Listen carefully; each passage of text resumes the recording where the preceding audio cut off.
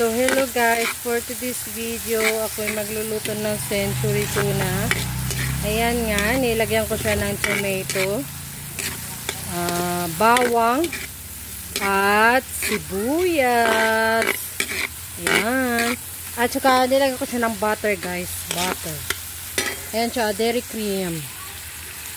Dairy cream. So, ayan. Wow, manamis-namis to guys, for sure. For today's video. So, ayan nga guys, magluluto ako ng tuna. Tingnan nyo to guys. Lagay ko na siya ng tuna. Kinuha ko lang. Siya pala. Dapan. Ganyan pa tayo siya. Wow. Lagat guys. So, ayan nga guys. Wow, ang sarap. Sobra.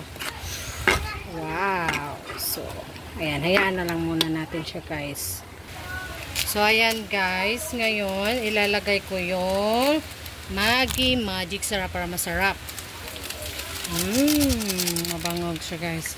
Tapos, lagyan ko siya ng paminta.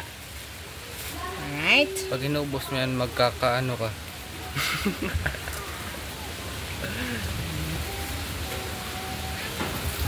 Ayan guys, so enough na yan kasi maanghang. Mix.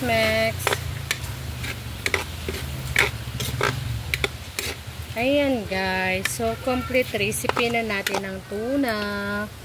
That's it. So thank you so much and God bless you all. Bye bye.